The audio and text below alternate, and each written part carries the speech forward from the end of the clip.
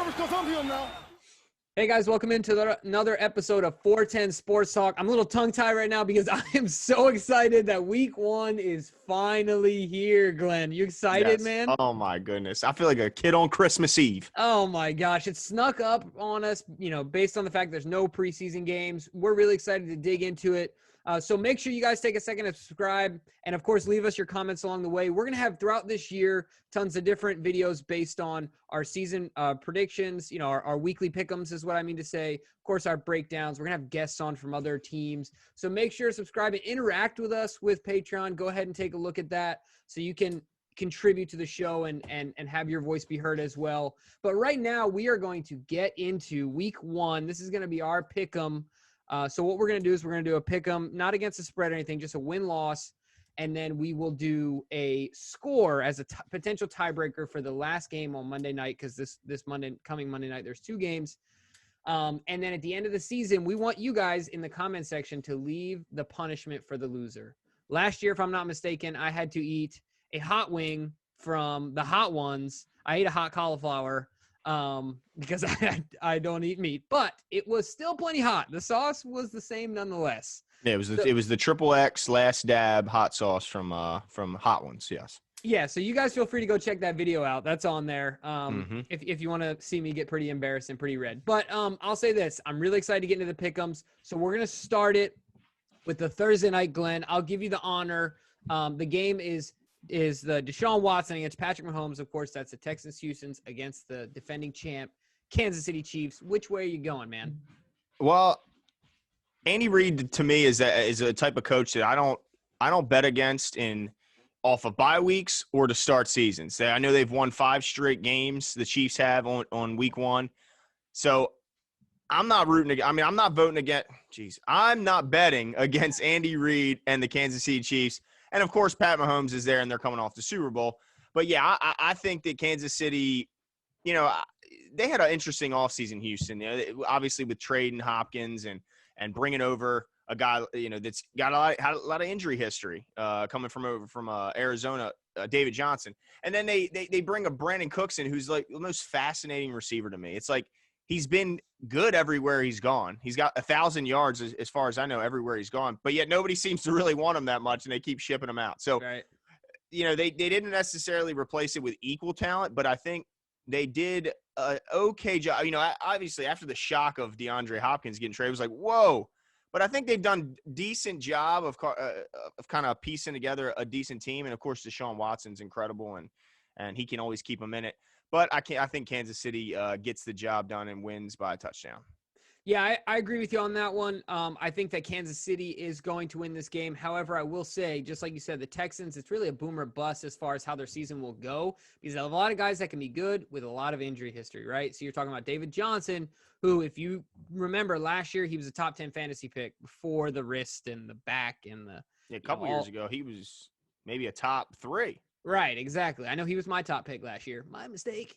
But, but if he's healthy, right, that's what it all comes down to. And then, of course, like you said, Brandon Cooks. And then Fells at tight end, I think, while underrated, I think he's a good safety blanket for Deshaun Watson, Mr. Moneybags himself. But I'm going with the big cheeseburger, Andy Reid, and Pat Mahomes yeah, exactly. They got better. I mean, how did Clyde Edwards-Helaire coming in, to me, makes them that much better. I know they lost a guard to an opt-out due to the COVID concerns, but yeah, they're good. Yeah, no, I agree with you. So let's move right on then, Glenn, to the Eagles at the football team. That's right, the Washington football team. I'm pretty sure I know where you're going here. I'm going with the Eagles. No surprise there. Where are you going? Yeah, I got to go Eagles as well. Washington looks like they're in a transition period. It might be giving Haskins his one shot at keeping his job, but if not, they're going after another quarterback. Based on the fact that we have fans that listen in the DMV area, there might be some Redskins fans on here. And one thing that bothers me about Haskins, he seems like a guy that acts like he's made it, and he hasn't made it. Right. I don't Is it know. the Mayfield syndrome? I know you didn't like that about Yeah, Baker. Yeah, for sure. I don't know. It just Haskins gives me that feel. It's like, dude, you haven't made it yet, so just be a little, just like Marshall Yanda. Yeah, Marshall Yanda used to say, just keep quiet and play on the field. Let your results speak for themselves. Yeah. Well, I mean, look, Washington's in a whole lot of trouble, and I think there might be in more trouble off the field than they are on, and they're one of the worst teams, and they're pretty bad on. So, Yeah. They got bigger fish to fry maybe in the front office. But let's move on to a pretty interesting game. We're going to finally see the New England Patriots without the golden boy under center, without young Tom Brady throwing the pill around. So what do you think? Miami's going into New England to take on the Patriots. Who you got? Look, this is going to be like, do you remember Cam's opening week, his rookie season? He just lit the world on fire. Yeah. So I'm predicting the same thing. I'm not saying that for 16 weeks because we don't know what his health could be, but I think Cam is going to truck a couple people, light the world on fire. I think they win by 20 points. Wow. Yep. Well, I think it's going to be a little bit closer now. I think Miami showed last year that they pretty much closed that gap in a lot of areas, talent-wise, towards the end of that season. And then New England, obviously they lose Tom Brady, but also more than that, they lost an awful lot of people on that great defense due to COVID opt-outs. So I'm not so sure they're going to bounce back, but I do think they get this win early on. I'm not going to – the thing that they have that's going to hurt Miami in this game is that the element of surprise. Nobody knows what this offense is going to look like for Belichick with Cam at the helm. It's just so unknown. Then they keep 5 running backs, which is just incredible to me. I don't know what this offense is going to look like, and I don't think Miami does either, and that's why I think New England wins by 7. Yeah, well, I tell you what, if you know what the Ravens offense looks like, look, they got 5 running backs. We got deep running back room. I think they're trying to now different quarterback, different styles of play. But to be smart, it would help their defense and all that. Yeah, absolutely. So I think it's going to be real. And for Cam, it's a boomer bust, right? Like you got to play your game or else because or you're not getting paid. Yeah, right, exactly. So that'll be an awesome one. All right, next one I think is the hardest one to pick thus far. In my opinion. Oh yeah, definitely thus far, and one of the hardest of the week. Yeah, Green Bay at Minnesota. So where are you going with this one, Glenn? I'll let you go first. Yeah, this was a tough one for me. I know that Minnesota lost Diggs in the offseason, and Green Bay didn't do a whole lot to put any weapons around Aaron Rodgers. I got to go with Minnesota. They're at home. I like Kubiak being the play caller now. I'm a big Kubiak fan. I obviously when he was in Baltimore, Joe had by far his best regular season. And yeah, so I'm gonna go with the home team Minnesota Vikings winning a close one. Man, I thought I was gonna get a difference from you on this one. Yeah, I'm going with Minnesota as well. Put a lot of stock in Gary Kubiak and his ability to call plays based on the fact he's familiar with the system in this truncated offseason. I think it's going to make that runway even shorter that they need to get going. And then, like you said, they didn't really do anything to help out Aaron Rodgers this offseason except getting that running back out of Boston College. But they already had a good running back. Right. They already had a guy who put up, 13 touchdowns or something last year. Something crazy, yeah. Yeah. So, but I'm going with Minnesota nonetheless, even though Aaron Rodgers by the end will be the king of the North. So, all right, let's keep going here. What's the next matchup you got there, Glenn? Yeah, so we got the Indianapolis Colts led by the ageless Phillip Rivers going into Jacksonville to take on the tanking Jaguars. Yeah, I don't know if he's ageless. Well, he's hoping to be. And behind that offensive line, he might get a couple more years. We'll see. Yeah. And certainly with some good running backs, that helps as well. I think this is a no-brainer. Jacksonville looks like they're fighting to do everything they can to be the worst team in the league and get that number 1 pick. And I kind of feel bad for Gardner because this is like, it almost seems like unless he absolutely lights the world on fire to where they're going to want to trade out of that pick and acquire, which I think would be the best case scenario, is that Gardner lights it up, shows he can play, and then they can trade out of that number 1 pick, stockpile an incredible amount of first-round picks, and still get the best player in the draft who's not a quarterback. But anyway, it's long story short. Indy wins this game, and they win it easily. Yeah, no, I agree with you there. I think it's going to be a really interesting one for Gardner Minshew, and I'm going with the Colts as well. Okay, cool. Well, then let's move on. The Chicago Bears going into Detroit to take on the Lions. Interesting, big year for certainly for Mitch Trubisky. I was surprised to hear he's named the starter over Nick Foles after, just a disappointing last couple of years. Certainly last year, just horrendous season for Trubisky. So certainly, I think a lot of people considered last year maybe a make or break. This one definitely, I think every start is a make or break for Trubisky at this point with Foles breathing down his neck. And I think it starts off bad. I think Detroit – now, a lot of this is kind of hinging on the health of Stafford, but as far as I know now, he's going to go. And, yeah, I think they got, they finally seem like they may have found a running back, which is nice in Detroit because since Barry left, I don't know if they have one. But DeAndre Swift looks like a good player. Obviously, they got Galladay on the outside. I think they got too many good players, and I think they win the game. And I like the pickup of Adrian Peterson to pair with him in the backfield. Obviously, not to be the bell cow, but to pair with him, I think. And Carry-on's there too. Yep. Right, and bring him along and things like that. So I got that pick as well. This is how much confidence I have in Trubisky. We have a good friend that watches the show. So Rich, I hope you're watching this. He often makes claims that some people would consider to be delusional, but I have confidence that Rich is more accurate 20 yards down the field than Mitch Trubisky as a quarterback. That's how, not that Rich is terrible, but he's an NFL quarterback, and that's how terrible I think Mitch Trubisky is down the field. Yeah. So go Rich. Go make the Bears. Yeah, there you go. Yeah, so I'm picking the Lions on that one. All right, let's move on to the next one, and it's your favorite team against the Carolina Panthers. So it's the Oakland – Oakland – Yeah, wait. not Oakland. It's the Las Vegas Raiders. This is not my favorite team. As you can see behind me, I'm a Ravens fan, but I do love saying the Raiders' name. They might have the best name.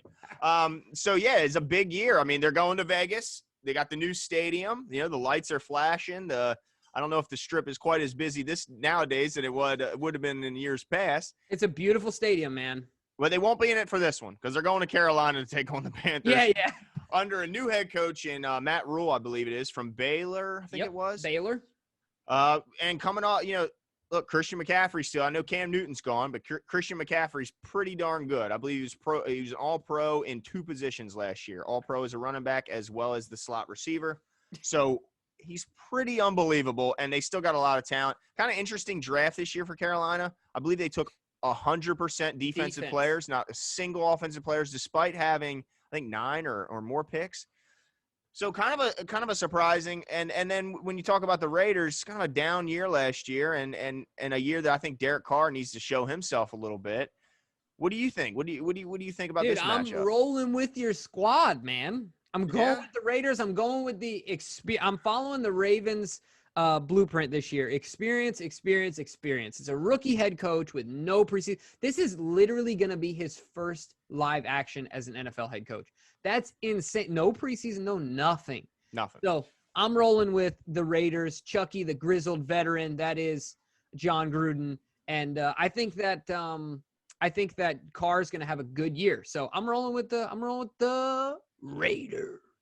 Well, I got to disagree with you.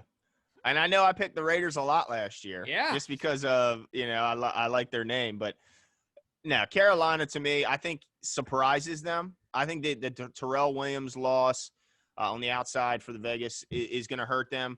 But more importantly, I think that certain new head coaches may benefit from the lack of tape. And I think this might benefit him in the short term, the fact that nobody knows what the heck this guy is going to do on offense. And they got good players. I mean, they still have DJ Moore on the outside. Teddy Bridgewater came over after going 5-0 for New Orleans last year. Obviously, CMC's in the backfield.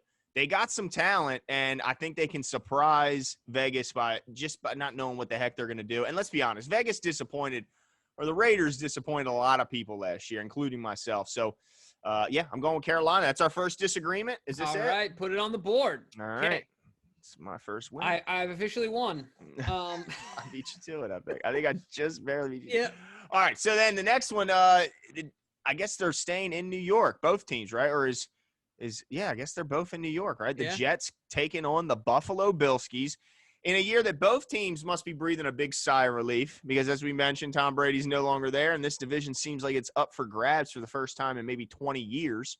Yep. So who you like in the Jets-Buffalo game? Yeah, I absolutely – I'm not a believer in Josh Allen, but Sam Darnold is even more of a dumpster fire, and I think Joe Flacco takes over week 12 or something like that. Oh, my goodness. Not even week 12. I don't think he makes it – yeah, I don't think – Kid had mono last year. Cut him some slack.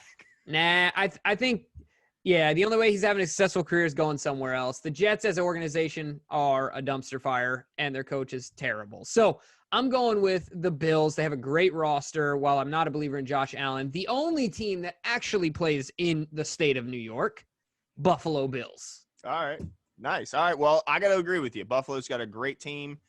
I like, in theory, what Diggs brings to that team. I don't like his attitude, and I don't think he'll be necessarily happy in Buffalo. But I do like the fact that now they have two deep threats to go with the big arm of Josh Allen. And obviously they bringing in Zach Moss, your guy from Utah, to help that running game, which I think is crucial for Josh Allen to be a good player, is to have a good running game. And, yeah, I think Buffalo beats them handily. All right, him and Montgomery, I think, is a sneaky good backfield combination. It is. If Montgomery can get – I'm sorry, is it Montgomery? Isn't it? No. It's dang, you got me. It's oh man, Montgomery's for the Bears. Oh yeah, you're right. The young guy. What is his name? He played in South Florida. Blanking on his name, but and of course I don't have it right in front of me. But the thing he's got to worry, he's got to control those fumbles. Is what he's got to worry about. Singletary. There it is. There you go. All right. Next one, Atlanta expected to be a bounce back team this year. Yeah, I'm interested to see where you go here. They bring in Todd Gurley. They're welcoming him in the Seahawks in week 1, and this one's a tough one for me because if Todd Gurley can even be 85 to 90% of the old Todd Gurley, and then you talk about what Ridley and Julio can do through the air, Matt Ryan looks pretty darn good usually when he's at home. But on the flip side, you talk about Seattle, who are the ultimate road warriors. They went on the road last. I think they only lost one game on the road last season. Russell Wilson he seems completely unaffected by crowd noise. I don't know how much crowd noise he's going to have to worry about this year anyway, other than the pumped-in artificial noise. So this one's a tough one for me because the running game was depleted last year. They might be healthy for the Seahawks. What do you think? How's this going? This one is not a tough one for me. I think that the Falcons give it to the Seahawks at home. I think that old Dan gives it to his old team. And, so I think that the Seahawks are going to get better as the season goes on. I think that their running back room is still getting healthy, and I think they're going to take some time. So I'm going with the Falcons at home. I think Hayden Hurst has a touchdown and 4 receptions and 80 yards. Wow. So I feel really good about the Falcons this year. Depending on how they play, they could really compete for a spot in the division, not only division, in the playoffs on the NFC side. All right. Well, I agree that I think Atlanta wins. I think it's going to be a battle, though. I think it comes down to maybe who has the ball last. I do like a lot. There's key players that I really like for Atlanta. Obviously, on the defensive side, Chandler Jones might be the best defensive player that gets zero credit across the league. I mean, this guy's going for the sack record for the season, and he never gets talked about. Yeah, no noise. So, I like Atlanta to win that game, but I do think it will be a battle. All right, moving on to the next one. The LA Chargers, the team with almost no fans, goes in to take on the Cincinnati Bengals in a kind of a new look roster for Cincinnati, who was by far the worst team in the league last year. I don't think there was any doubt about that. But now they got Burrow at quarterback, and then they got the left tackle coming back who missed all of last season, the first-round pick. Now they bring in obviously, A.J. Green's coming back, which is almost the equivalent of getting another first-round pick. DJ Reader comes over from Houston. I like that. Tyrod Taylor's finally a starter, but I don't know for how long with Justin Herbert breathing down his neck. What do you think? How do you think the Clippers? Oh, my goodness. You can tell I've been watching a lot of basketball. What do you think the Chargers do when they go in and take on the Bengals? Yeah, you know what? I just said I'm going to go with the experience here, and I think Anthony Lynn's a great coach. I really believe in him as a coach and as a strategist. I'm going with the Bengals here. Because Tyrod, look, I have zero faith in Tyrod Taylor. I'm sorry, Tyrod. I think he was even a Pro Bowler when he played for Buffalo. It was one of them opt-out Pro Bowls. Come on. Yeah, but I just don't believe. And so I just don't believe in them. I think the injury to the safety, I always mix him up with Jamal Adams. There you go. I think that's a huge blow to them. And I think overall the Bengals roster is just more talented. I know that sounds crazy, but just look at it on paper.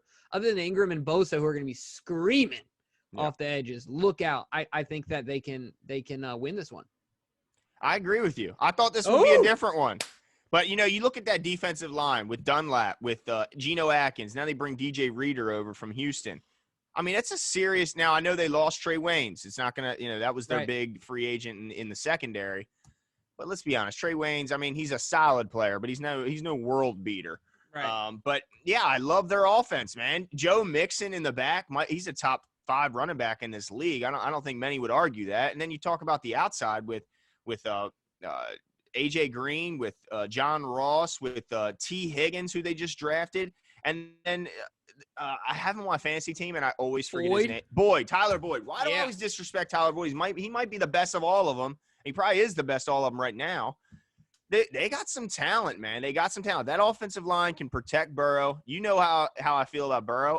Why is it that all my favorite college quarterbacks end up coming to the AFC North and take on the Ravens? Because I liked Baker. I don't like him nearly as much now. But, man, Burrow might have had the best college season I've ever seen, and I think he carries over that talent into the NFL. So I go with the Bengals. Yeah, we'll have to have another video where I think the best individual season by itself was Johnny Football, at least the most electric.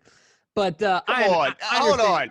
I understand. Not the best. Win-loss, it's not even close. I understand your argument. Yeah, okay. But he had no one in comparison. I mean, okay. All right. Look, well, let's not go down that rabbit hole because we'll be here all day. So let's move on to the next one here. We got the Cardinals with the richest non-quarterback in NFL history and Hopkins. And then, of course, they got Kyler Murray back there at quarterback and going up against the previous NFC champs in the 49ers. This is going to be an interesting one. I'm going to go first on this one. I'm going with Arizona. Wow, you did not want to do that. No, I didn't. Because I think later, same thing. I think that the Niners are just going to start rolling. I think they're a little bit like a diesel motor. It might take a little bit longer for them to get going as the season goes. But I think that Cardinals are going to come out electric. And, I think they're going to catch them by surprise. That's all. All right. Well, I got to disagree, of course. I take San Fran. I think last year they came out on fire. I think they were the last team to finally lose a game. I believe they were 8 or 9-0, and they finally lost to us, I believe, right? Yep. So I think that they're best in the beginning of the year when that defensive line and that defensive front is healthy. When D Ford went down, their pass rush went down with him, and they started giving up big point totals. And that secondary looked a lot slower and a lot worse when that pass rush wasn't speeding up the quarterback. So I love that they're healthy. If Brandon Ayuk is healthy, that would help them a lot because I know Debo is kind of questionable. Right now they're hopeful, but I believe in that run game. I believe in Jimmy G, and I think they get the job done. Man, I hate betting against them because we both have good friends that are Niners fans, and I think that they're gonna come out on top in the division. But yeah, I think week 1 is gonna be Arizona. All right, let's move on. We have this is gonna be an interesting one. I think the combined age of the quarterbacks against the Bucks against the Saints is 84.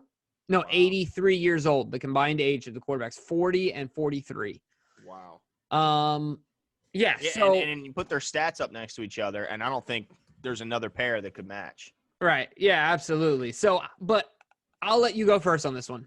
Okay. I'm going to go with the more experienced, more familiar roster. I'm going to go with the New Orleans Saints to win. Although I think that I would not be shocked at all if Tampa Bay wins the division in the long run. I just think that New Orleans has a big advantage with the familiarity of the coaching staff and relatively familiar roster. I mean, there wasn't a ton of turnover. I like them. I like that they continued to put weapons or, opposite just having Michael Thomas. He's incredible. That connection with him and Breeze might be the greatest ever as far as targets to actual catches. I mean, it's like incredible. It's like 90% or more of their targets get completed. It's insane. So Jared Cook going up the middle. Kamara looks like he's about to get extended. Yeah, I like them. I think they're good. And if they'd have gotten Clowney, they'd have been a heck of a lot better. But I think they're good enough without him. Yeah, that's another video for another day because if the league would have approved it, it sounds like he would have been on our roster. Yeah. But, yeah, absolutely. I am as well going with the consistency of the Saints and that well-oiled machine. While I'm not as confident in the Bucks throughout the season, I picked them to not make the playoffs, and I'm not backing off that. He's out of his mind. He's out of his mind. You can't duct tape a team together. You can't do it in the NFL. You can when you have the greatest leader in the NFL history. Sure, who's old enough to be my father. So yeah, but does he sling it like your daddy? I'm just gonna keep going. Okay. So look, I think that come on, man. He can pitch it around the yard still. Yeah, no, you're not wrong. But yeah, I just think they haven't had enough time together. Too many moving parts. Might get better as the season goes on. But yeah, I'm going with the Saints for now. All right, so let's go to the Sunday night game. The Cowboys at the LA Rams. I'm going to go first on this one, Glenn. All right. Going with the boys, the Cowboys. Yeah, I think they're going to do really well this year. I think they're win the NFC East. And Okay. yeah, I didn't pick them pre-draft, but I like their draft a lot. And I think they're going to win the NFC East. I think they're going to win this Sunday night game. All right, fair enough. I picked the Rams. All right. I know that might be kind of surprising to some, but I think they're a little bit PO'd after last year. I think they're going to bounce back. I know there's some injury issues that Dallas is dealing with right now, so they're not quite 100%. And let's be honest, I don't know how happy Dak is there. We don't know what this McCarthy, led team is really. I don't know. I think there's a lot more question marks on that side than there are on LA. I know that LA had a lot of missteps in the past, but it seems like they're kind of trying to make up for that now. Obviously, the Gurley contract was a mistake. They've made some mistakes, losing certain players in key positions, certainly on the offensive line. But I think they get this W, and I think Dallas fans are really sad. And I think a big smiling Stephen A. is going to be on First Take Monday morning laughing his ass off. Walking in with his hat and his big old cigar. Yeah, just laughing it up, man. So that's awesome. All right, so let's get to the Monday night games. We got 2 games left here, so let's figure these ones out. So we got the old Pittsburgh Steelers going up to the Meadowlands to play the New York Giants, Danny Dimes himself. You kick it off on that one. Well, to me, the story of this game is Big Ben's return. What does he look like? How does that arm strength look? Is he slinging it around like the old Big Ben, standing tall in the pocket, letting defenders hang off of him as he's throwing it down the field? If he looks anything like the old Big Ben, I think not just the Giants are going to be in trouble, but I think there's going to be a lot of teams going to be in trouble this year because, man, if he, remember, this team was 8-8 with Duck Hodges and Mason Rudolph at quarterback. That team was 8-8 with absolutely no running game because Connor was dinged up all year. And Mason Rudolph and Duck Hodges. And they got somehow almost made the frickin' playoffs. I mean, a lot of that thanks to that incredible defense. And, of course, the acquisition of Minkah Fitzpatrick certainly helped that. But, man, I'm just impressed with Pittsburgh. They're, obviously they're the biggest rivals for the Ravens, but the respect is there. Tomlin, to me, is a top-flight coach and an awesome motivator and always has his guys ready to play. And let's be honest, we don't know what we're getting from the Giants. They got Mike Judge. Is it Mike?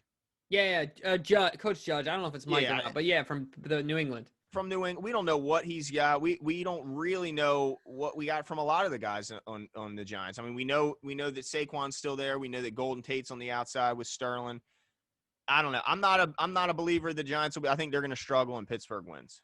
Yeah, so I'm not a believer in the Pittsburgh Steelers this year in general, but I do believe that Danny Dimes likes to give the ball to the other team, and I don't think that's going to change. I think he's going to be a below-average quarterback in the NFL, period. So I'm going with the Pittsburgh Steelers while I, have them getting 6 wins at most this season. Yeah.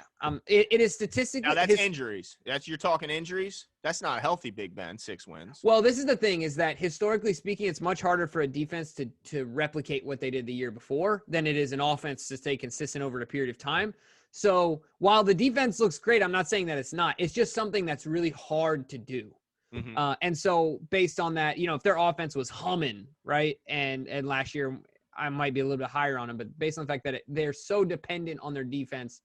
Makes me a little concerned. Well, they were when they had Duck Hodges. Right, but even if they take a little step back as a defense, I don't know if offensively they have the weapons, even if Ben is playing well, to compensate.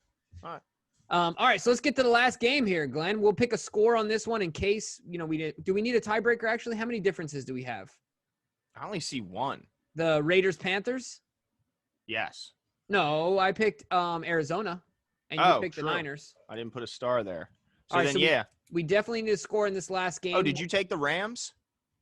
No, I took the Steelers. You took the Rams? No, you took the Dallas Cowboys. I took the Rams. Yeah, okay. Exactly. All right. Did you take – and you took New Orleans, you took Pitt. Okay. So, yeah, we have 3 right now. So, right now, we don't need a tiebreaker. But remember, we still haven't picked the Ravens game. Yeah. Oh, that's true. So, we got to save that for last, too. Yep. All right. So, the second to last one, because we're saving the Ravens game for last, great point there, is the Titans at Denver Broncos. I'm going with Denver. I'm really excited. Well, as excited as I can be as a team that's not the Ravens, right? Like, I'm just interested to see what they do. However, Bleacher Report just did say that that shoot, oh my gosh, Von Miller is going to get an MRI on his ankle and might miss the season. What? Yeah. So, but either way, I think that they beat the Titans. I think that the Titans. I have no confidence in Ryan Tannehill, even though he came in here and put the hurt on us. I think it was more about Derrick Henry. So I'm going with the Broncos. Wow. Okay. Well, 27-23, just so you know. Put another star down because I got Tennessee going in there and reminding Denver who they are, okay? Because let me just say, everyone's loving this Denver train. They're all jumping on the bandwagon of Denver. I don't see it. I'm not a Drew Lock guy yet. So until I'm proven that Drew Lock is that guy, I know they got plenty of weapons around him. They put a lot of draft capital to make this guy successful. But when I look at Tennessee, I look at two things. Derrick Henry being the absolute monster beast that he is, wearing you down all game. Now you're telling me Von Miller's not going to play. Even if he is going to play at some point, he's certainly not going to play in week 1. I just don't – and then you got play action Tannehill, who is incredible with a great running game. Who knew until last season that this guy was that good?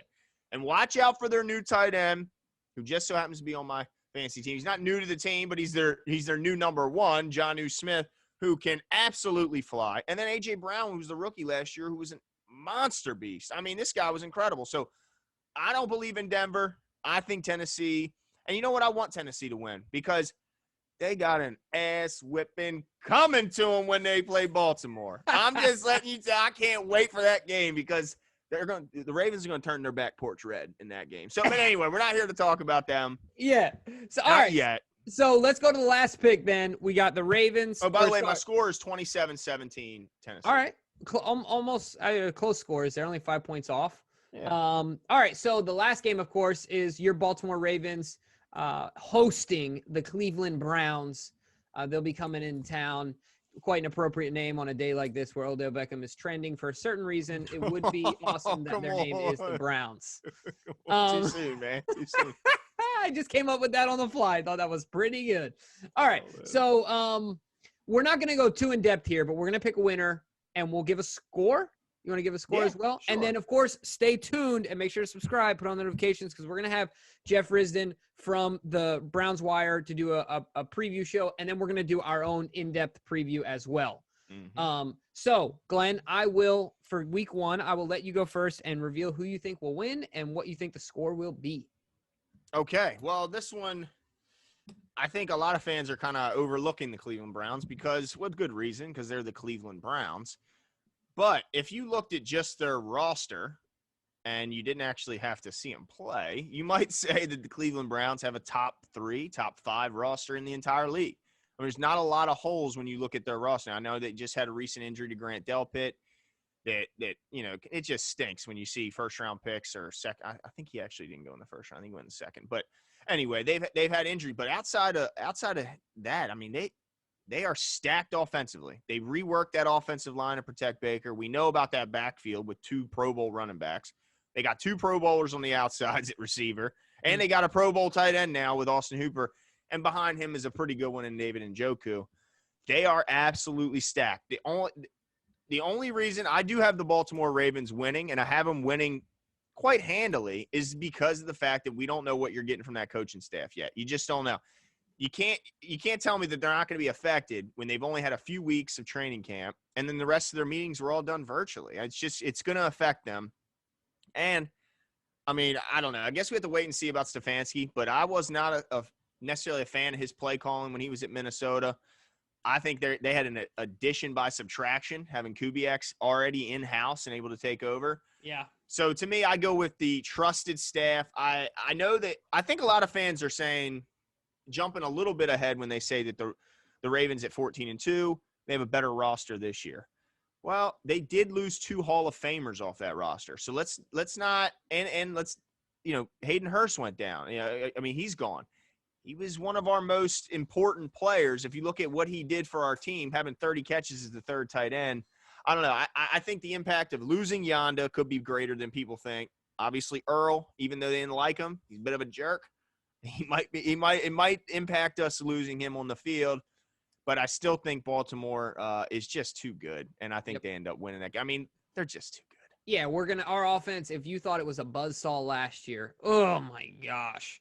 Look, you said this before, and I love it. Just imagine on the right side, Fluker, Orlando Brown. Then you got Patrick Ricard. Then you got Lamar running the RPO. So then you got a guy like J.K. Ingram or Lamar coming at you. Good Nick Boyle luck. on the outside, too. Good luck. Oh, I lost you. I don't see you I anymore. just went Oh, there dark. it goes. Okay. So I am picking the Ravens in a pretty easy victory here as well. My score is 34-23. Just so you guys know, you've heard it 1,000 times. I have zero belief in the Cleveland Browns. I have zero. You look like a genius. You look like Nostradamus last year when you said they would go under 500 and not make the playoffs when everyone was on that bandwagon. Yeah, I said 8-8 at best. That's what they ended up at, right? 8-8. No, I don't think. I think 7-9. 7-9. Yeah, 8-8 at best, no playoffs. I see 8. I think I said this year 8-8 at best. Right. Still no playoffs. Now and again, just like I told you last year, you're crazy.